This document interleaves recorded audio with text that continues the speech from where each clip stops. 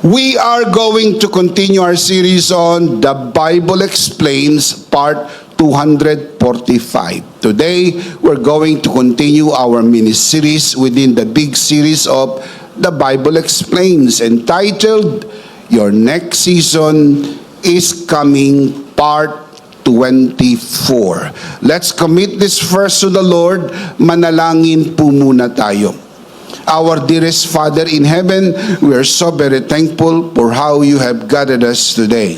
What a beautiful day. This is the day that you have made. We will rejoice and be glad in it. Thank you for these beautiful people who came here today. Thank you so much for the wonderful time of praise and worship.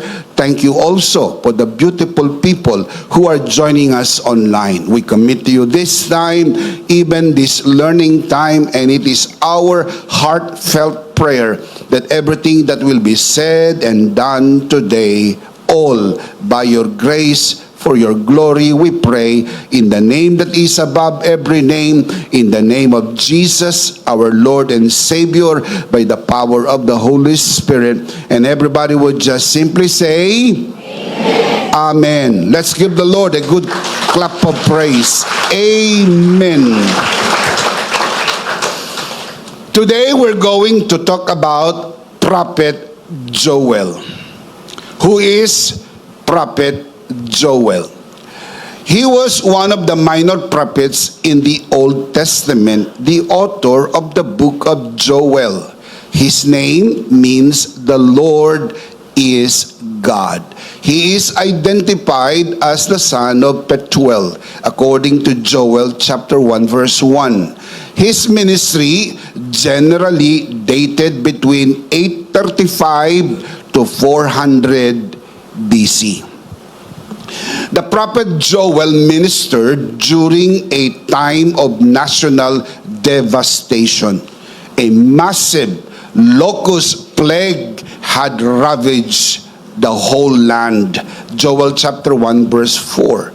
Much like the economic pressures people experience today, with rising fuel costs and increasing prices of basic commodities. Ang tagpo at pangyayari kung saan itong si Joel ay nagminister in the land of Judah in particular ay hindi pangkaraniwang kapanahunan. Nagkaroon po ng matinding pagkasira ng mga pananim at ito'y sinalakay ng maraming mga balang. Sila po'y nalugi, sila po'y lumong-lumo at mahina sa ekonomiya at mahina sa pinansyal na kalagayan. Tulad din ang nangyayari sa panahon po natin. Tayo po'y nakakaranas ng matinding krisis, pero hindi lang sa ating bansa. Ito po ay pandaigdigan. Dahil po sa gerang nagaganap ngayon sa iba't ibang panig ng atin pong mundo, ay nagkakaroon po ng epekto dahil po sa pagtaas ng presyo ng langis. Hinihila na rin po ang pagtaas ng presyo ng lahat ng bilihin. Ito po ay nangyayari sa ating kapanahunan at sana kung hindi naman po kayo kahapon ipinanganak, alam po ninyo na nangyari na rin ito dati at nangyayari ngayon at maaring mangyari pa ito sa mga susunod na panahon. Dapat hindi na ito nakakagulat. Dahil alam po ninyo na sabi sa Biblia, makakarinig kayo ng mga digmaan, alingaw-ngaw ng digmaan dito at doon, pero huwag kayong mabagabag dahil kailangan mangyari ang mga ito. Ang global crisis na ito ay nararanasan po ng mga malalaking bansa at ramdam lalo na ng mga maliliit na mga bansa. Ganon din ang nangyari po sa panahon ni Prophet Joel. The crisis brought loss, spiritual dryness, and deep uncertainty. Yet amidst of this hardship, Joel revealed a powerful truth. Grace opens doors into a new season. His message unfolds a journey from devastation to restoration and ultimately to supernatural manifestation.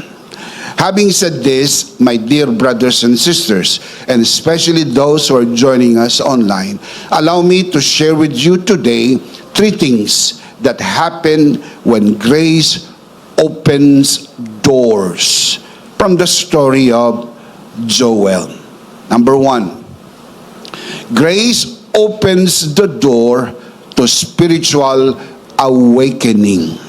Sa wikang Pilipino, binubuksan ng biyaya ang pintuan ng pagkamulat.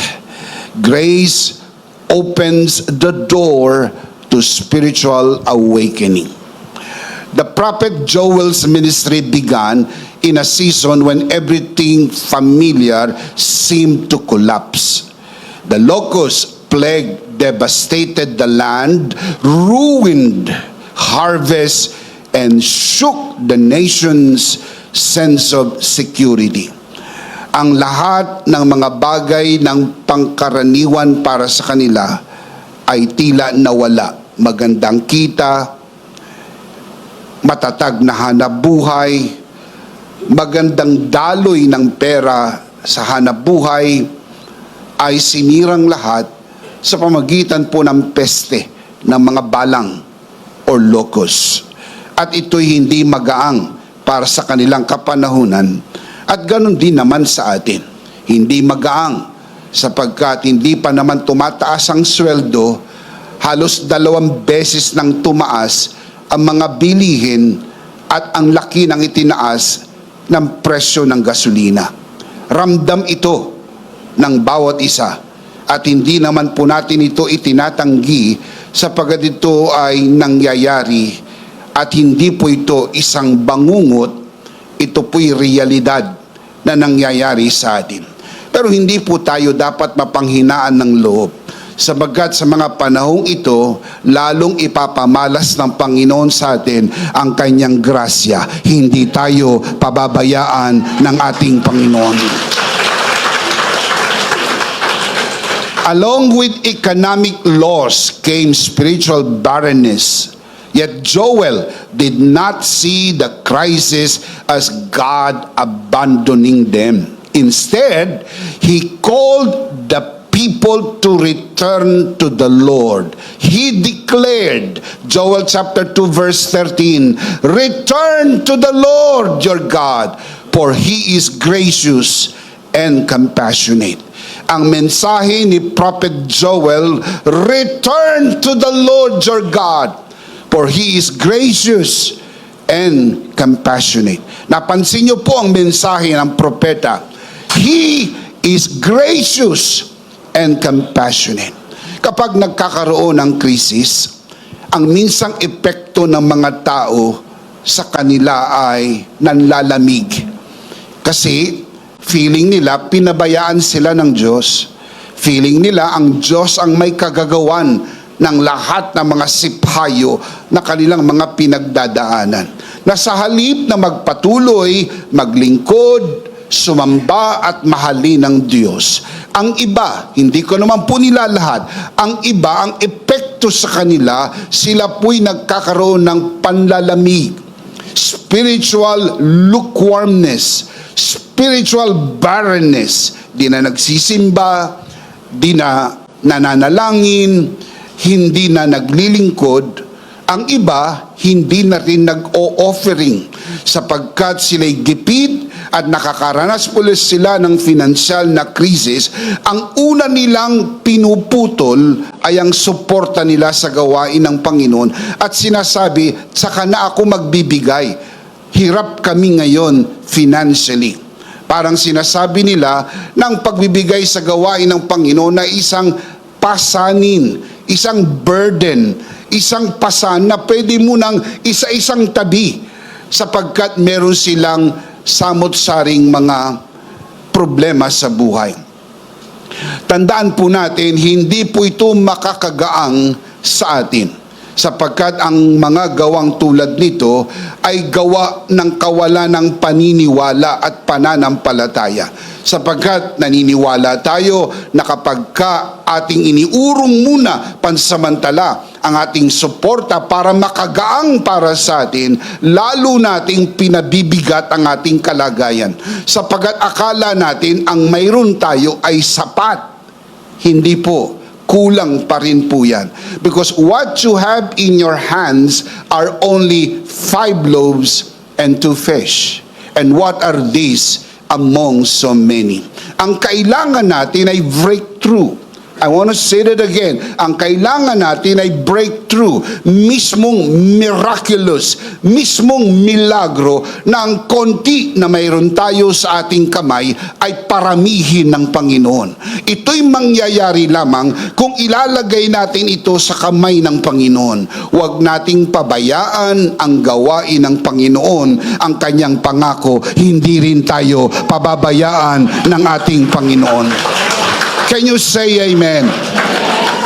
Even in a time of shaking, he anchored their hope in the gracious character of God. I want to say that again. Ang panawagan ni Prophet Joel, return to the Lord your God, for he is gracious and compassionate. Joel chapter 2 verse 13. Crisis often exposes our confidence truly lies. I want to say that again. Crisis often exposes where our confidence truly lies. When visible supports are shaken, hearts are awakened to what is eternal. Nasusubok talaga kung nasaan ang tiwala mo sa panahon ng krisis.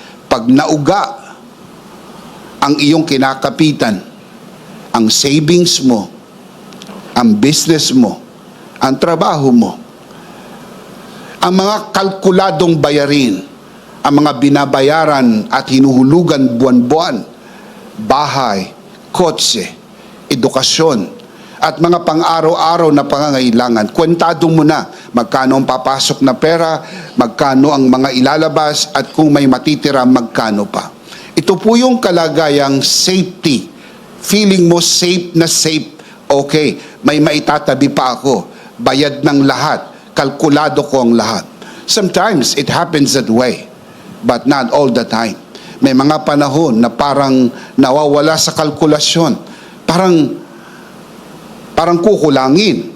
Parang yung mga bagay-bagay na parang sinasandalan mo ay nagsisimulang umuga. Tumataas ang mga bilihin.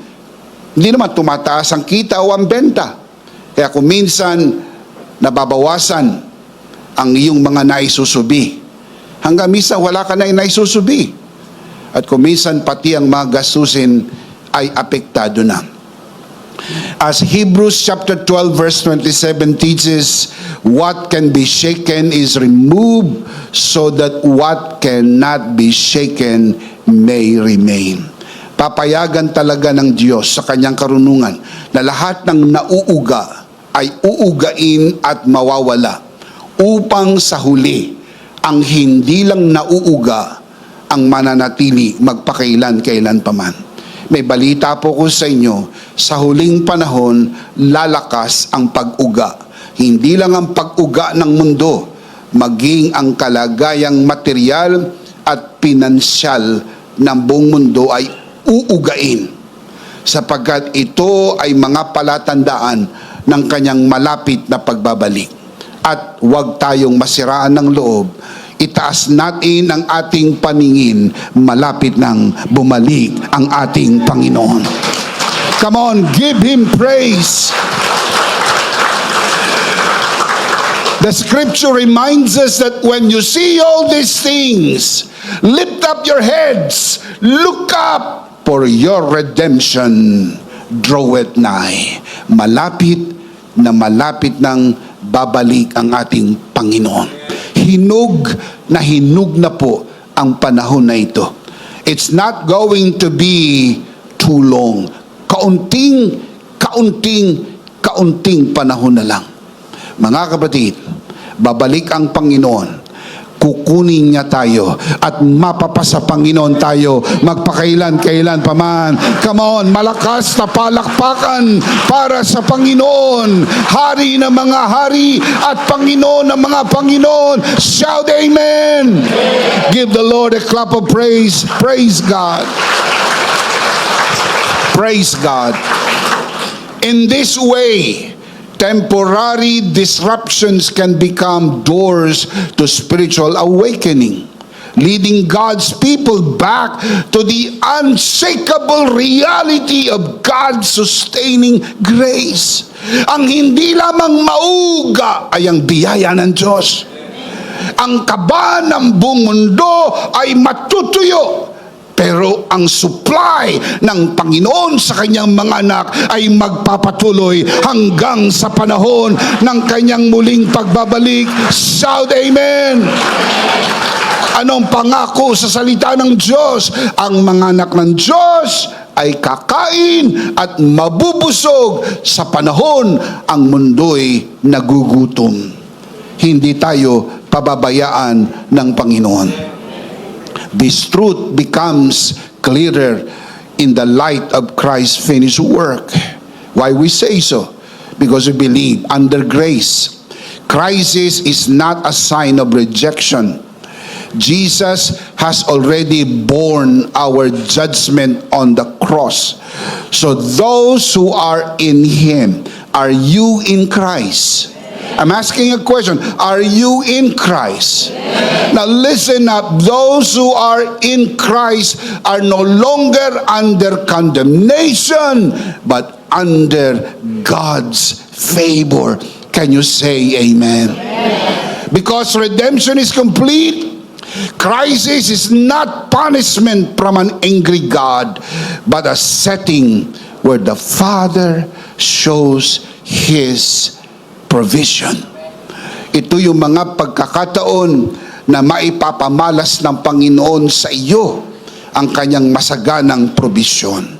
Kung minsan, nanghihiram lang tayo ng patotoo ng may patotoo at natutuwa tayong makarinig ng patotoo kung paano nag-provide ang Panginoon para sa kanila. Sa panahong ito, hindi ka na manghihiram ng patotoo ng may patotoo. Magkakaroon ka ng sariling patotoo. Hindi ka pinabayaan ng Panginoon. Pinrovide niya ang lahat ng iyong pangangailangan. Shout amen! Kuminsan ang probisyon ng Panginoon ay hindi pagdagdag. Kuminsan ang kanyang probisyon ay pagbawas ng mga gastusin. Maaaring hindi nadagdagan ang iyong kita, pero binawasan ang iyong mga gastusin. Kuminsan ang probisyon ng Panginoon ay wisdom on how you can manage the things that you have right now. Bibigyan ka ng karunungan dahil sa krisis, may mga bagay na kailangan mong magpasya na kung paano mo pangangasiwaan ng may katalinuhan, ng may karunungan, ang probisyon na naibigay niya na sa iyo. Sa anumang panahon, sa anumang pagkakataon, palaging naroon ang biyaya ng Panginoon. Can you say amen? The cross settled your standing before God. Therefore, even when your season is shaken, your acceptance in Him remains secure and unshaken. Mauuga ang lahat. At nakasulat sa Biblia, uugain ang lahat. Lahat ng nauga ay uugain upang ang hindi lamang kayang ugain ang mananatili at itong katotohanang mananatili magpakailan-kailan pa man. Ikaw ay anak ng Diyos. Hindi ka pababayaan ng Diyos. Shout amen. Everybody say, I am a child of God.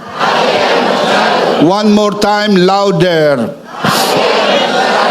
If you believe that with all your heart that you are a child of God, be at rest because you know that He will never leave you and He will never forsake you. Can you say amen? A powerful example is the story of the prodigal son. Luke chapter 15 verses 11 to 24. Many of you, if not all of you, I suppose you are so familiar with the story of the prodigal son. His spiritual awakening came not in his comfort zone.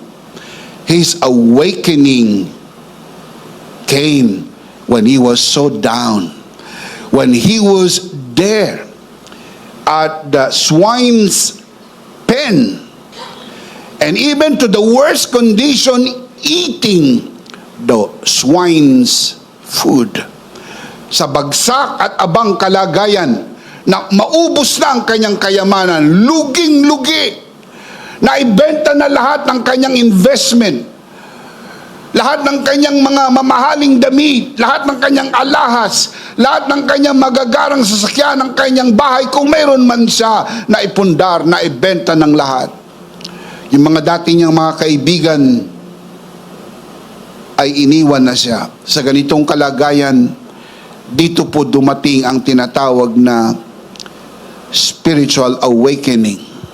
Kumisan, sa karunungan ng Diyos, pinapayagan niya na mangyari ito sa sino man upang dumating ka sa tinatawag na spiritual awakening o mamulat ang iyong mata. Maintindihan mo. Kasi maraming mataong hindi nakakaintindi. Akala po nila, mga kapatid, ang buhay ay dahil sa gawa ng kanilang kamay. Nakalimutan niya na ang kanyang kasaganaan ay bigay ng kanyang tatay. Kinuha niya yung kanyang mana. Ang mana ay hindi pinagpaguran. Ang mana ay binigay ng magulang sa anak. Biyayang bigay ng magulang. Ang sabi ng bunsong anak, kukunin ko na po ang aking mana. At nang makuha niyang kanyang mana, nagpakalayo-layo siya, nilustay niya ang kanyang mana sa maluging pamumuhay. Naubos ang kayamanan. Natapos ang inuman, kainan, sayawan, at pasyalan at lahat ng magagara at lahat ng mga magagandang bagay sa buhay niya. At sa abang kalagayan, sa dustang kalagayan, dumating ang realization. The Bible says in Luke 15:17, he came to his senses. Dumating siya sa kanyang ulirat. Kasi maraming mga tao sa kasaganaan ng buhay nawawala ng ulirat. Akala nila hindi matatapos. Akala nila hindi mauubos ang pera. Akala nila hindi mauubos ang lahat ng mayroon sila. Walang karunungan sa paggastos, walang karunungan sa pag-handle at pag-manage ng mga resources na ibinigay ng Panginoon. Dumating ito sa ganitong bagsak na kalagayan. Ang sabi niya, I will return to my father. Not as a son. I will just tell my father, I am not worthy to become and even called your son. Just make me one of your hired servants. I just want to live. I just want to eat. Makakain man lang at mabuhay. Kailan ito nangyari? When he was at his lowest crisis. Kaya mga batid, huwag niyong mamaliitin ang mga krisis ng buhay. Hindi ang Diyos ang nagbibigay ng krisis. Ito'y pinapahintulutan ng Diyos dumating upang dumating ka sa spiritual awakening para maiintindihan mo. Magkakaroon ka ng wisdom. Magkakaroon ka ng understanding of what truly matters in this life. Hindi ho alas, hindi ho bahay, hindi ho pera, hindi ho savings, hindi ho investment. May mga bagay-bagay na mas mahalaga pa kaysa sa mga bagay na pinapahalagahan mo. Kailan ka darating sa awareness na ito? When crisis arise. The door to spiritual awakening opens.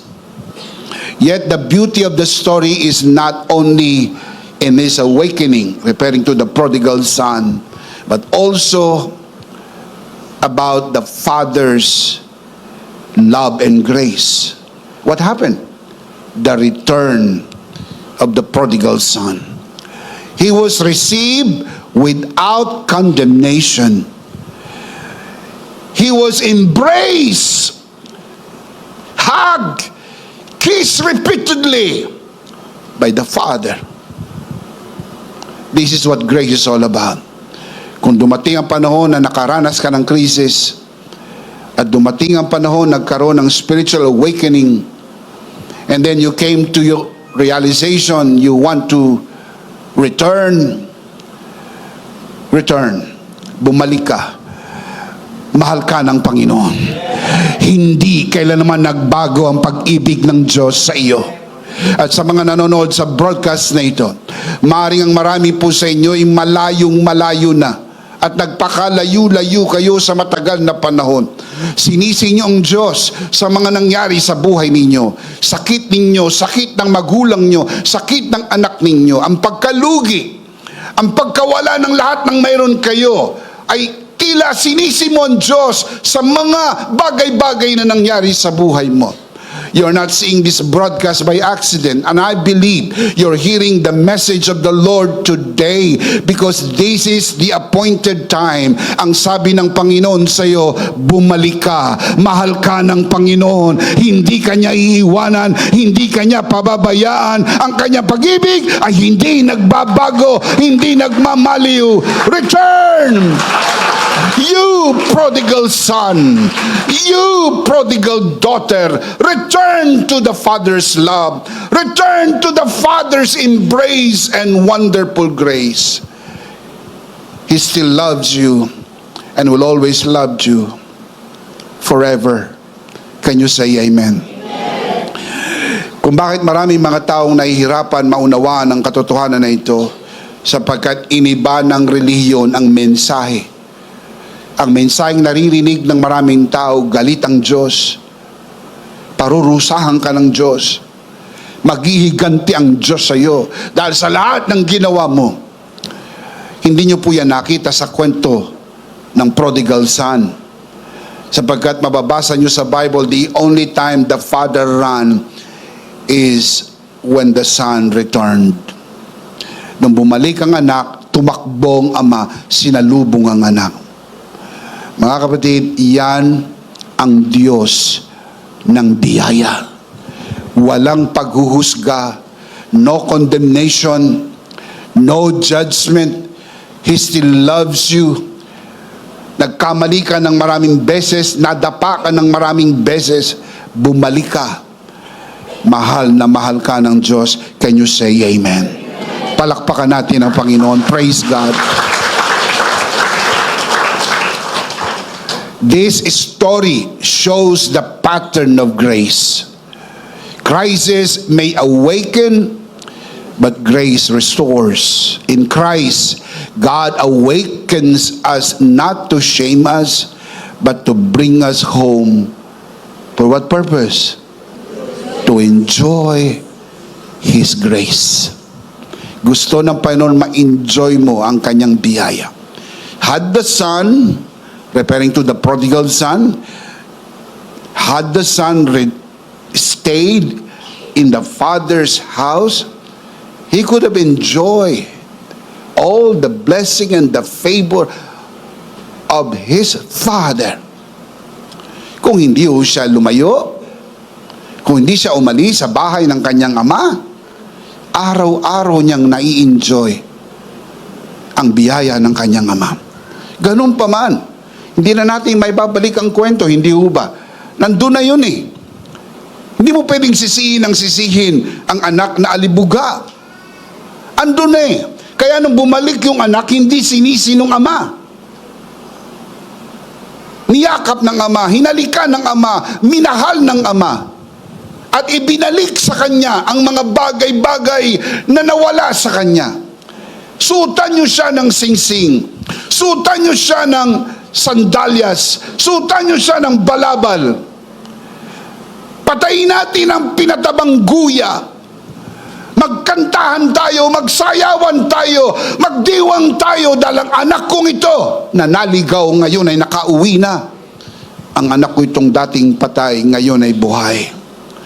Ang langit ay nagdiriwang sa panahong may isang anak na bumabalik sa kanya. Ikaw na nanonood sa broadcast na ito, tinatawag ka na ng Panginoon bumalik sa kanya.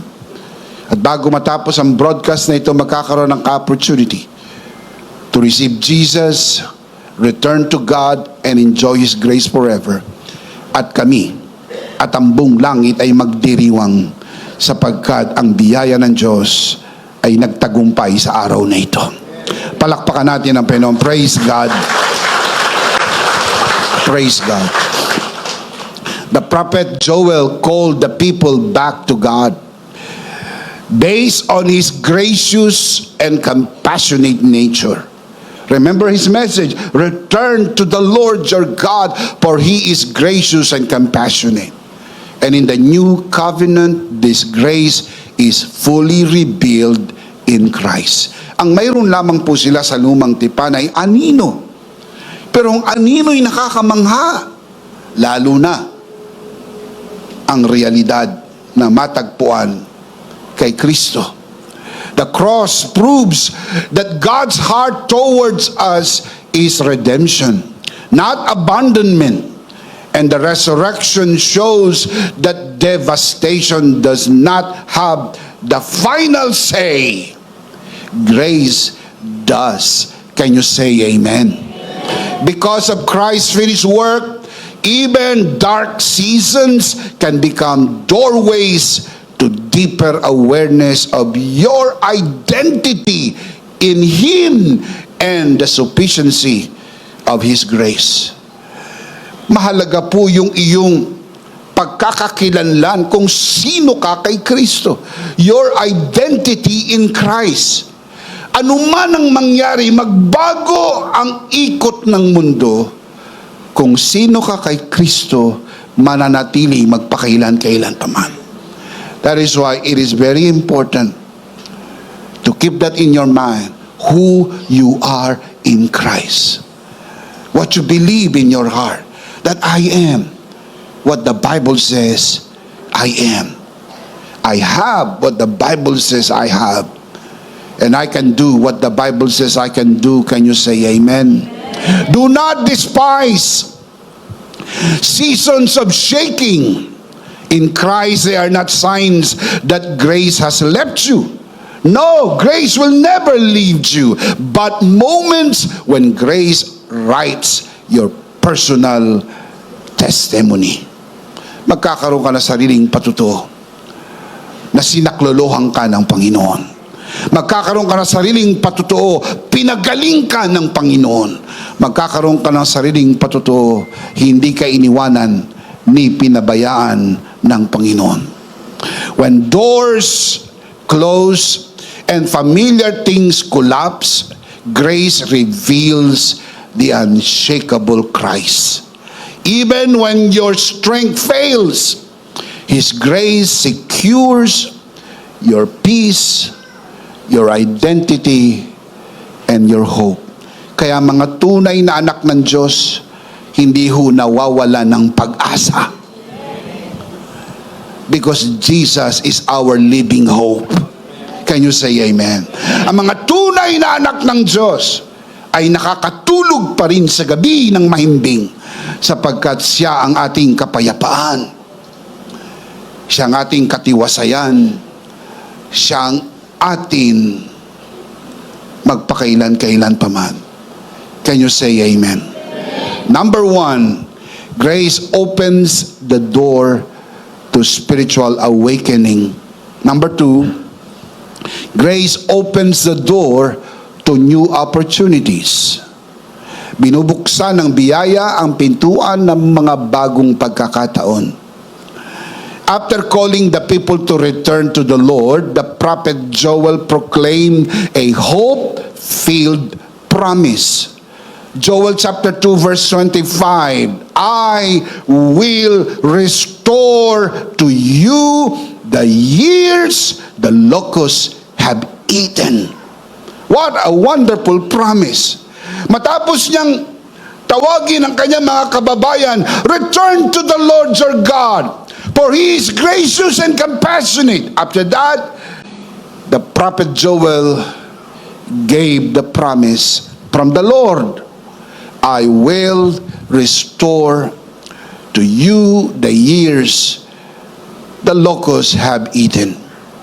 This reveals the heart of grace. Grace is so wonderful, so gracious, so wonderful. Listen up, God was not only stopping the devastation, but leading His people into restoration and renewed fruitfulness. Hindi lang niya po tinigil ang peste ng mga balang. Ipinangako niyang ibabalik niya ang mga panahon na sinira ng mga balang. I will restore to you the years, the time the locusts have eaten. Ano po yung mga time? Ano po yung mga panahon na yun? Yung po yung mga panahon ng kasaganaan. Panahon na nai-enjoy sana ng mga anak mo at ng mga apo mo ang kaginhawaan. Yung mga panahon na nabibili mo para sa kanila, yung mga magpapasaya sa kanila. O anong saya kapag nakita mong anak mong masaya. Napakasayang tignan ng mga anak mo at ang mga apo mo'y masayang masaya at ikaw ay dinadaluyan ng pagpapala ng kanilang kasiyahan. Pero nangawala ang lahat ng ito. Nang kinain ng balang ang lahat ng pananim ng bukirin. Sabi ng Panginoon, hindi ko lang titigilin ang pagsalakay ng balang. Ibabalik ko sa inyo ang kasaganaan. Can you say amen? The loss had affected their livelihood and worship. Grace stepped into their brokenness and opened the possibility of restoration. Grace does more than fix what is broken. Why we say that? Because we believe repair brings you back to where you were. But restoration under grace can move you forward into new possibilities. Hindi lang po repair, restore. Biblically, in the New Covenant, restoration is much better than repair. Ang repair, inayos para mabalik sa dati. Restoration, biblically, in Christ you are fully restored. It means not only you were returned to where you were, but you were placed in a better position than you were. Amen. Mas maganda, mas maayos, mas maunlad, mas malusog, mas masigla, pinagpala, pinaboran, at mabubuhay ng mahaba. Can you say amen? Palakpakan natin ang Panginoon. Praise God. Praise God. The prophet Joel's promise shows that God can redeem the lost seasons and wasted opportunities. There is an old saying, do not cry over a spilled milk. Tagalog, huwag mong iyakan ang natapon na gatas. You cannot undo what is done.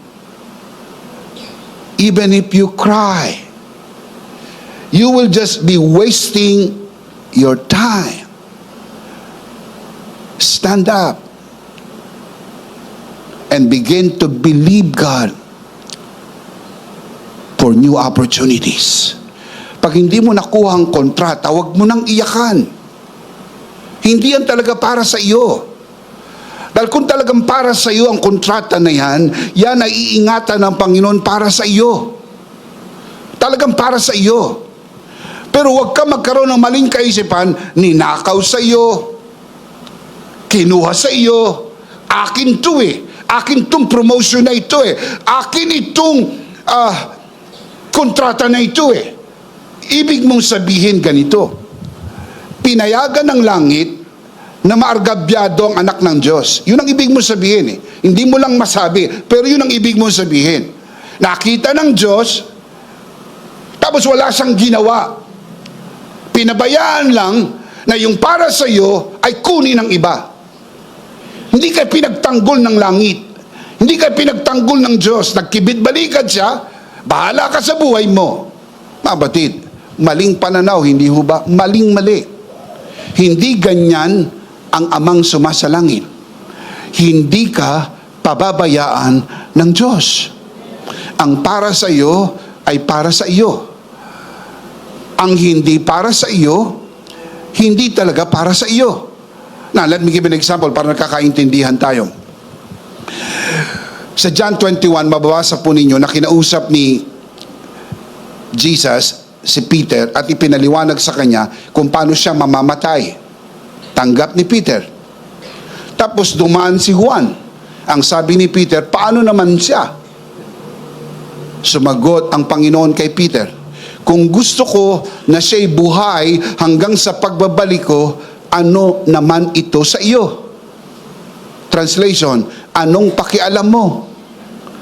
Bagong salin, anong paki mo? Ibig sabihin, dito lumabas yung kasabihan ng mga Tagalog. Ang kay Juan, kay Juan. Ang kay Pedro, kay Pedro. Ang kay Pedro, kay Pedro. Ang kay Juan, ay kay Juan. Hindi pwedeng magkapalit-palitan. Kaya kung talagang para sa iyo ang promotion na yan, huwag kang mag-alala. Iingatan ng Panginoon para sa iyo yan. Para sa iyong negosyo na yan. Para sa iyo yan. Oh. Pero takang-taka ka, bakit hindi? Ilang beses ka nang nagninegosyo, ilang beses kang nagninegosyo. Parang hindi bumubukol, parang hindi bumubukol. Dahil sabi ng mga Tagalog, pag di ukol, hindi bubukol. Hindi talaga sa iyo Baka merong iba para sa iyo. May mga magagaling sa employment. Talagang pang-employee sila. Hindi yung mababa ang employment compared sa business. Hindi po. Yung iba, pinipilit. Lahat magnegosyo. Lahat magnegosyo. Para dyan sa daig ng nagninegosyo ang mga namamasukan. Kahit magnegosyo ka, kung hindi para sa iyong negosyo, malugi ka. Kasi iba yung anointing Yung anointing para sa business, doon sa inanoint ng Lord pag business. Kaya kahit konti, napaparami. Wow, grabe, dumadami. Pero pagka naman ang anointing mo'y para sa employment, maganda. Napopromote ka, nabibigyan ka ng mga incentives, etc., etc. Pero meron din po may double anointing. Ibig sabihin, kahit saan sila pumunta, pwede. O kaya kahit pagsabayin nila, pwede. Double anointing po yun. Ikaw lang kasi nakakaalam nun. Hindi ko yun alam para sa iyo. Ano ba, Bishop, ang kalooban ng Lord para sa akin? Ang sagot ko, malay ko. Specifically. Pero generally, alam ko, ang kalooban ng para sa iyo, ang kalooban ng Panginoon para sa iyo, umunlad ka, pagpalain ka, sumagana ka, ma-promote ka. Can you shout amen? Kaya hindi lang po tinigil ang pagdating ng salot. Ipinangakong ibalik ang mga sinira ng salot. Joel chapter 2 verse 24. Look at the verse. Look at the verse. So beautiful. The threshing floors will be filled with grain. The vats will overflow with new wine and oil. Look at 26. You will have plenty to eat until you are full, and you will praise the name of the Lord your God, who has worked wonders for you, and never again will my people be ashamed. Can you say amen? Ang krisis po ay hindi forever. Ang krisis po is only for a while. Now you see, and now you don't. Because it only came to pass. It never came to stay. That's why you have to keep on believing in the power of the grace of God. Palakpakan natin ang Panginoon. Praise God. Amen. This principle is seen throughout Scripture. Psalms 126 verse 5. Those who sow in tears will reap with songs of joy. Umiiyak ka ba ngayon? Hindi ka iiyak forever. Darating ang araw, aawit ka ng awit ng kasiyahan. Can you say amen? Psalms 30 verse 5, weeping may last through the night, yet joy comes. Tell me when. I cannot hear you. When is the joy coming? In the morning. Hindi mo mapipigilan ang pagdating ng bukas. Hindi mo mapipigilan ang pagdating ng bukas. Darating at darating ang bukas. At ang bukas ay magdadala sa iyo ng saya. Lilipas ng magdamag ng iyakan. At darating ang bagong umaga ng puro kasiyahan. God does not merely end sorrow. He turns it into great harvest. Hindi lang pinatigil ang iyakan, binigyan ka ng kasiyahan. Maraming taong hindi na umiiyak, pero hindi naman masaya. Kaya hindi ho sapat ang tumigil ang pag-iyak. Kailangan dumating ang saya. At ang pangako ng Lord, ang bagong umaga ay may dala ng bagong saya. Can you say amen? Under grace, loss can become testimony of despair. Let me rephrase that. Under grace, loss can become testimony and despair can turn into expectation. Mga kapatid, mayroon ka ng bagong patutuo. Patutuong mananatili magpakailan-kailan paman. Kwento ng kanyang biyaya, pagpapala at pabor sa iyong buhay. Can you say amen? Those who mourn empty fields were invited to anticipate renewed provision and joy. Not only today, but every day. Can you say amen? A powerful example I am thinking right now is the story of Joseph. Joseph was betrayed, enslaved, and imprisoned. He experienced many locust seasons in his life, so to speak. How many years? 13 years of locust seasons.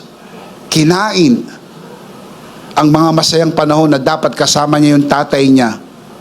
Kinain yung mga panahon na dapat ay well supported siya, well provided for sa family. Pero siya po'y nakarating sa Egypt bilang slave. Batang-bata, maagang naging alipin, alila, nagtrabaho. Samantalang ang kanyang mga kapatid ay nagpapakasasa sa yaman at biyaya ng kanilang amang si Jacob. Mga kapatid, hindi naging magaang at madali para kay Joseph ang 13 years na paninira ng locust sa mga pinakamagandang bahagi ng kanyang buhay. And yet, after 13 years, the 13 years of infested locust years of his life ended. Natapos. Kasi kahit gaano katagal, natapos. At nung matapos po, siya po ay naging governor in the land of Egypt. Nagpanagpo sila uling magkakapatid. And the beautiful heart of Joseph.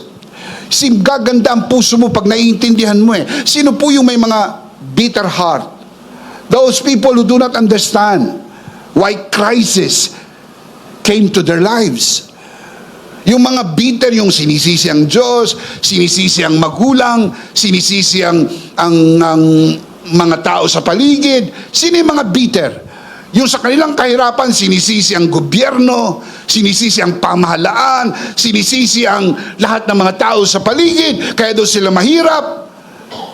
Well, tingin ko, ikaw lang naman sigurong mahirap. Hindi naman lahat ay mahirap. Meron din guminhawa ang buhay. May mga taong gumanda ang buhay.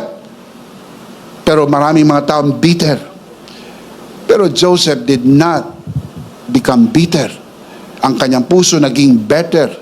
Sabi po sa Genesis chapter 50 verse 20, he spoke kindly to his brothers and said, "You intended to harm me, but God intended it for good, the saving of many lives, and I will provide for you." He reassured his brothers. You don't have to worry. I will provide for you and for your family. Mga kapatid, pag natapos na po ang krisis at may balita ako sa inyo, matatapos din po yan. At pag natapos po yan, darating ang magandang umaga, mararanasan natin ang walang katapusang kasiyahan ng biyaya ng Diyos. Palakpakan si Lord. Praise God! Praise God! Joseph's life was not merely repaired. He was restored and elevated to a position of favor and honor. Grace turned his suffering into preparation and his delay into destiny. Beautiful story. Under grace, lost seasons are not final verdicts, because Christ's finished work has secured your standing before God. Your past cannot permanently limit your future. It may limit you for a while, but not permanently. Because God said, I have a plan for you. And my plan for you is not to harm you, not to hurt you, but to give you hope and a future. Kaya ang iyong forever destiny ay blessed and highly favored. It may not exactly happening now, but I'm telling you, keep on believing, keep on declaring, because it only happens to those who believe. How many believers we have today? Everybody say, I believe. I believe. Palakpakan natin ang Panginoon. Praise God. Condemnation says, you had your chance. But grace says, your story is still ongoing. Sabi ng condemnation, game over. Done. Sabi ng grace ni God, I am not yet done. I'm still working in your life. Di pa ako tapos. Maraming kamas, pero wala pang period. Hindi pa tapos ang kwento. Tandaan ninyo, pag hindi magandang nangyayari sa inyo ngayon, hindi po yan ang inyong final season. Because I believe your next season is coming. Palakpakan si Lord. Your next season is coming. Since Jesus declared on the cross, it is finished. Restoration is possible. Not by reversing time. Because we cannot reverse time. We cannot reverse time, but redeeming what time has taken. Hindi po ibabalik ang panahon. Tutubusin ang panahon upang magkaroon ka ng mas maraming panahon. Sapagkat ang lumipas na panahon ay tapos na, ang maraming magandang panahon ay nasa harapan mo. Huwag masiraan ng loob, tuloy-tuloy lang, sapat ang biyaya ng Diyos. Number 2, grace opens the door to new opportunities. Number 3, I'm starting to close. Grace opens the door to empowerment. Binubuksan ng biyaya ang pintuan ng pagpapalakas. Grace opens the door to empowerment. The prophecy reaches its peak in this promise. Joel 2:28. Afterward, I will pour out my spirit on all people. How many people? All people. See, nakita po natin ang panawagan. Nakita natin ang pangako. Ngayon, nakita po natin ang hula. I will pour out my spirit on all people. God's answer to devastation was not only recovery, but divine empowerment. The prophetic message moves from crisis to restoration to outpouring. This is the pattern of grace.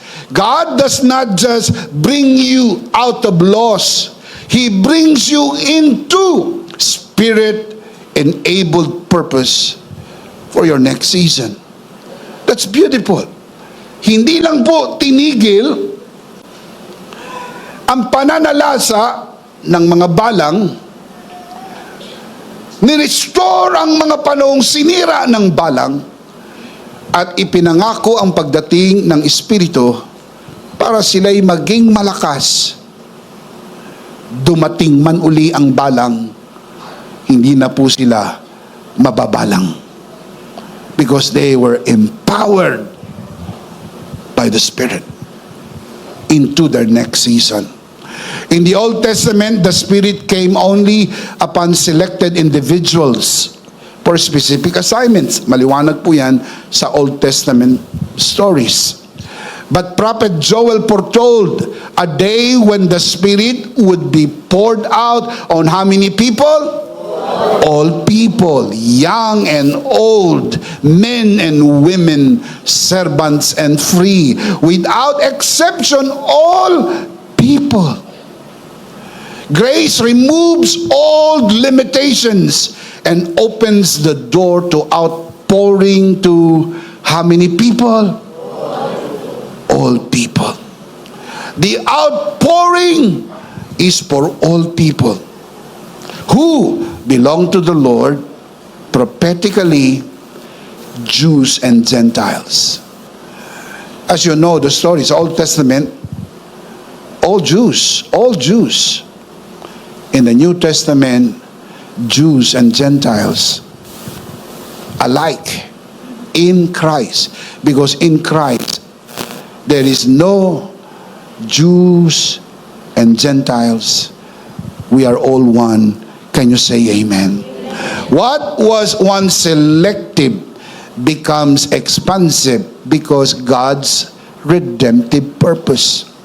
Ito po ay prophecy na mangyayari in the future. And in fact, nangyari na nga.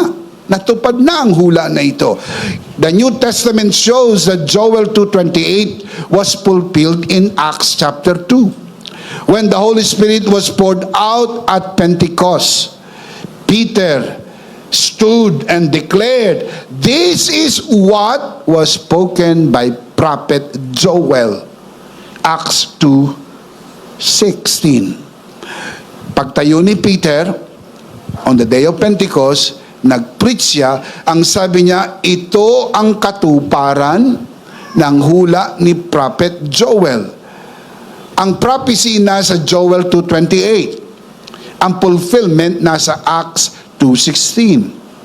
The Holy Spirit is poured out on all people. Dahil doon sa panahon ng Pentecost, lahat ng tao ay naroon. Jews and Gentiles. Yung mga Gentiles na converted sa Judaism, all of them, many of them, came. Pumunta sila sa Jerusalem para mag-celebrate ng Pentecost. Ang Pentecost po ay the 50th day after the day of the Passover. Kaya Pentecost. 50 araw pagkatapos mamatay ng Panginoon ang araw ng Pentecost. So ang kasunuran ay the finished work and then the Pentecost. The outpouring of the Holy Spirit happened 50 days after the finished work. Jesus died, He was buried, and He rose from the dead, and He ascended to heaven. And on the 50th day after the death of Jesus, the Holy Spirit came, as prophesied by prophet Joel, that in the last day, God said, I will pour out my Spirit on all people. In-acknowledge ni Peter sa Acts 2:16, this is the fulfillment of what Joel, the prophet, said, in the last days, I will pour out my Spirit on all people. Mga kapatid, Joel's prophecy was realized in the new era inaugurated by Christ's finished work. Ito po ang Pentecost, 50 days after the death of Jesus. Ang Pentecost is the outpouring of the Holy Spirit, prophesied in Joel 2:28. Pero bago nangyari yun, meron pong finished work. Jesus died on the cross. From the feast of the Passover, to the Feast of Pentecost, 50 days. Mga kapatid, yan po yung inauguration. Yung pong pagbaba ng banal na Espiritu ay inaugurated by the finished work of Christ. Without the finished work of Christ, there is no outpouring of the Holy Spirit. And without the outpouring of the Holy Spirit, we will not be empowered in our everyday life to face the crisis of life. Di natin kakayanin ito hiwalay sa biyaya na kaloob ng Diyos sa pamagitan ng banal na Espiritu. Can you say amen? Amen. Pentecost was the unveiling of a grace-prepared season. Because redemption was complete through Jesus' death and resurrection, the Spirit was poured out not based on human worthiness but on Christ's finished work. Pinangako ni Jesus ang pagbaba ng banal na Espiritu long before He was crucified on the cross. The Holy Spirit will be sent to you. And when Jesus died, buried, rose again, ascended to heaven, the Holy Spirit was sent. For what purpose? For the purpose of empowerment. The outpouring of the Spirit is not a reward for human effort, but a gift secured by Christ. Regalo po ito. Dahil ikaw ay na kay Kristo, ay ibinigay sa iyo ang banal na Espiritu. Galatians chapter 3 verse 13 to 14 shows that Christ redeemed us from the curse. For what purpose? So that we might receive the promised Spirit by faith. Hindi mo pwedeng paghiwalayin ang finished work sa outpouring of the Holy Spirit. The Holy Spirit was given after the finished work. The Holy Spirit was given to magnify Christ and His finished work. How do you know kapag ang ministry ay Spirit-filled? How do you know kapag ang pastor ay Spirit-filled? Ang ibinibida niya ay si Kristo at ang tinapos na gawa ni Kristo. Dahil sabi ni Jesus, pagbaba ng banal na Espiritu, luluwalhatiin niya ako. Ang Holy Spirit, luluwalhatiin niya ako. The Holy Spirit will glorify me. The Holy Spirit will magnify me. The Holy Spirit will make Jesus and His finished work big to us. That is why to us, it's a big thing. It's a big deal. Walang pinakamahalaga sa atin, kundi si Kristo at ang Kanyang tinapos na gawa sa krus ng Kalbaryo. Shout amen! Bigger, bigger, bigger, much bigger than rules and regulations, much bigger than everything we can do. We must focus on the finished work of Jesus. Can you say amen? The cross is therefore directly connected to the outpouring. The Spirit's coming is a fruit of Calvary. Evidence that Christ's finished work has opened the door to divine empowerment. Remember the words of Jesus? You will receive power when the Holy Spirit comes on you. Ang dala ng Holy Spirit ay empowerment. Madadaig mo ang bisyo, madadaig mo ang kasalanan, madadaig mo ang tukso, madadaig mo ang gawa ng kaaway. Sapagkat yung biyaya na kaloob ng banal na Espiritu ay nasa iyo. Ang hindi mo kayang gawin ay kayang gawin ng biyaya ng banal na Espiritong na ipagkaloob sa iyo. Can you say amen? A strong example is the early church. I believe so. Acts chapter 4 verse 31. After prayer, they were all filled with the Holy Spirit and spoke the word of God boldly. Saan ang galing po yung kakayahan to speak the word of God boldly? Look at the verse. They were all filled with the Holy Spirit. And what's the result? And spoke the word of God. How did they speak the word of God? Boldly. Doon nang gagaling ang lakas ng loob na magpatotoo, mag-share, hindi ka nahihiya, hindi ka natatakot, hindi umuurong ang iyong dila. Meron kang empowerment to share the Word of God, the message of grace sa iyong mga friends, classmates, mga business associates. Let them know what God has done in your life. Di ka natatakot because you are empowered by the Holy Spirit. Can you say amen? The Spirit came to empower them for God's mission. The early church. The outpouring of the Spirit shows that grace enables believers to participate in God's greater purposes as witnesses of Christ's finished work and the grace that it brings. Ang mensahe po ay ang finished work. Ang mensahe ni Apostol Pedro ng unang sermon, Acts chapter 2, is about the finished work. Empowered by the Spirit, 3,000 were baptized on that day.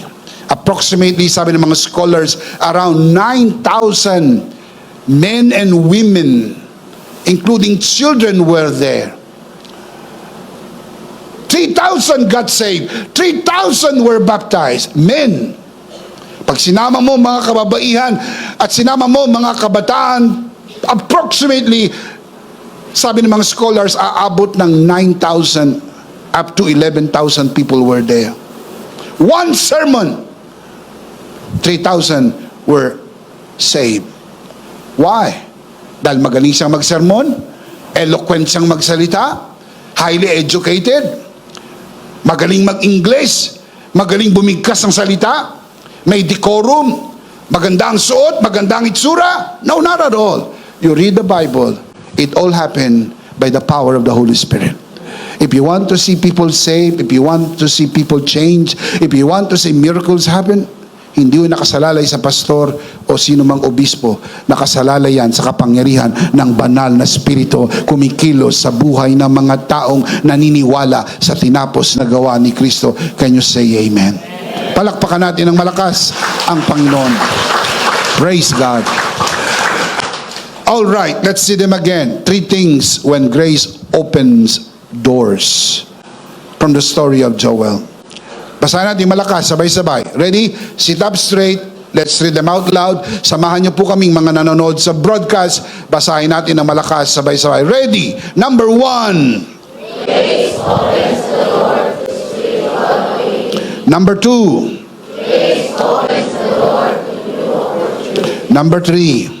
Grace opens the door to empowerment. Grace opens the door to spiritual awakening.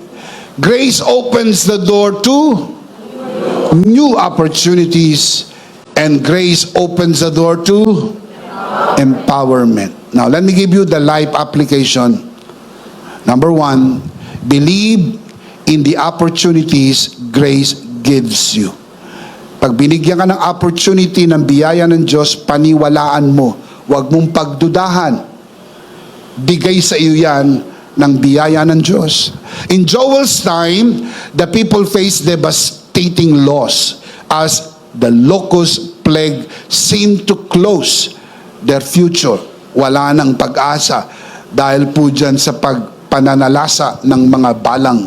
Yet God declared, Joel 2:25, I will restore to you the years the locusts have eaten.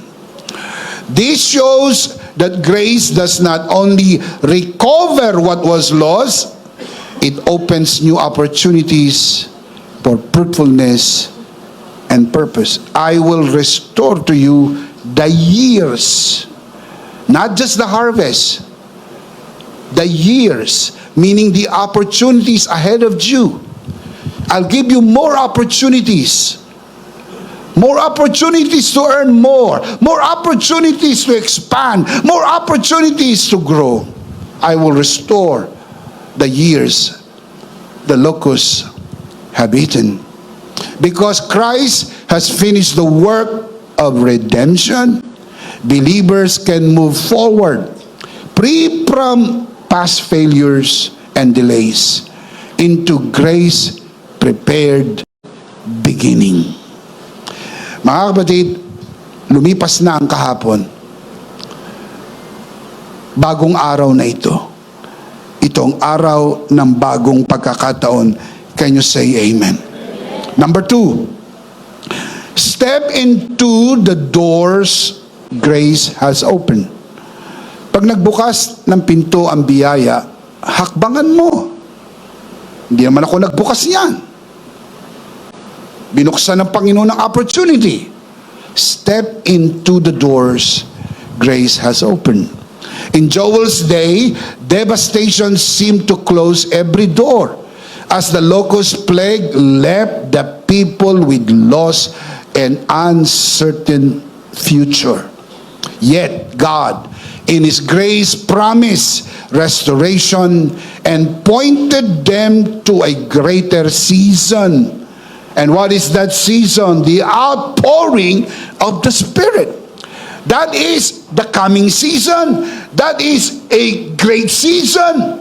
Hindi lang po I will restore to you the years that locusts have eaten. I will pour out my Spirit on all people.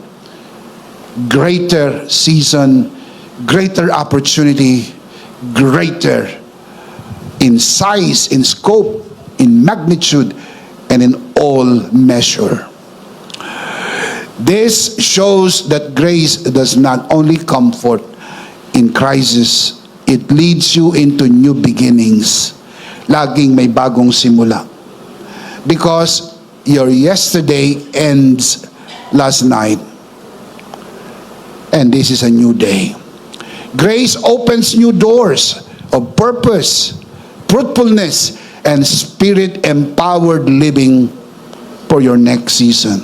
Because I believe in Christ, your next season is coming. Number 3, I'll close with this. Draw on the strength grace supplies. Because of Christ's finished work, you do not face the future in your own strength. Please don't do that. You cannot do that, and you don't have to do that.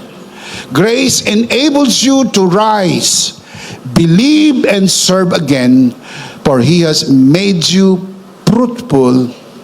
Tell me when? In the season ahead.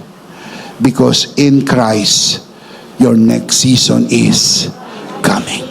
Let's see them again. 3 life application, malakas, sabay-sabay. Basahin po natin, mga kabiyaya. Ready? Number 1. Number 2. Number 3. Believe in the opportunities grace gives you. Step into doors grace has opened. Draw on the strength grace supplies. The big idea is, as always, I believe your next season is where grace opens the door of spiritual awakening, opportunities, and empowerment.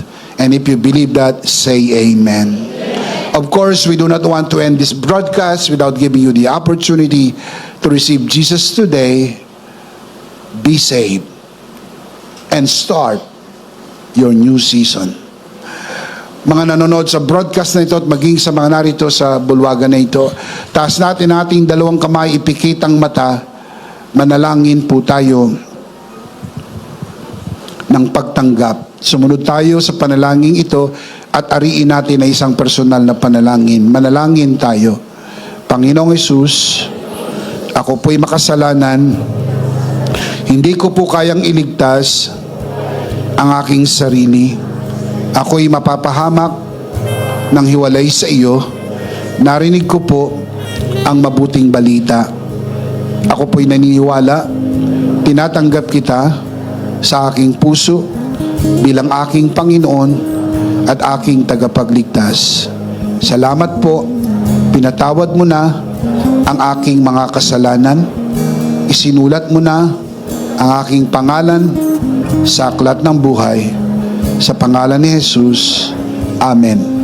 Ako na lang po mananalangin. Ama, sa oras na ito, tinataas ko po sa harapan ng sino mang sumunod sa panalangin ng pagtanggap sa unang pagkakataon sa loob ng bulwagan na ito, lalong-lalo na po sa mga nanonood sa broadcast. Pinagkakatiwala po namin sila sa iyong kagandahang loob na sila'y lumago sa biyaya at sa bagong natagpuang pananampalataya.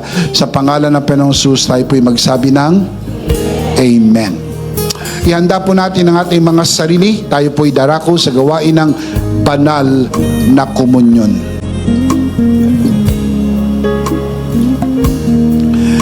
Alright, let's do this together mga kabiyaya. Hawak-hawak po natin ang pinakamakapangyarihang simbolo ng tinapos na gawa ni Kristo sa krus ng Kalbaryo. Ito ang aral na tinanggap ko sa Panginoon at ngayon naman ay binibigay ko sa inyo. Nang gabing siya'y pagkanuloy dumampot siya ng tinapay, kanyang pinagpiraperso at kanyang sinabi, ito ang aking katawan na pinagpiraperso dahil sa inyo. Gawin niyo to bilang pag-alaala sa akin. Sabay-sabay po natin gawin.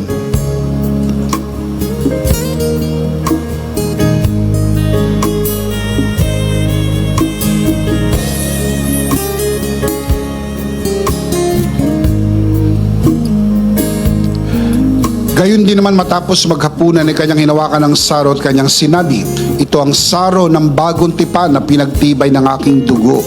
Gawin niyo to bilang pag-alaala sa akin. Sabay-sabay po natin gawin. At ipitaas ang ating dalawang kamay at sumunod po tayo sa panalangin ito. Aming Ama, maraming salamat po sa aming Panginoong Jesucristo. Panginoong Jesucristo, maraming salamat po sa iyong banal na dugo na iyong itinigis sa krus ng Kalbaryo. Dahil po dito, lahat ng aming kasalanan ay iyong ang pinatawad.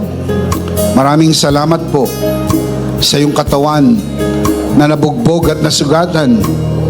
Dahil po dito, lahat ng aming sakit ay iyong ang pinagaling.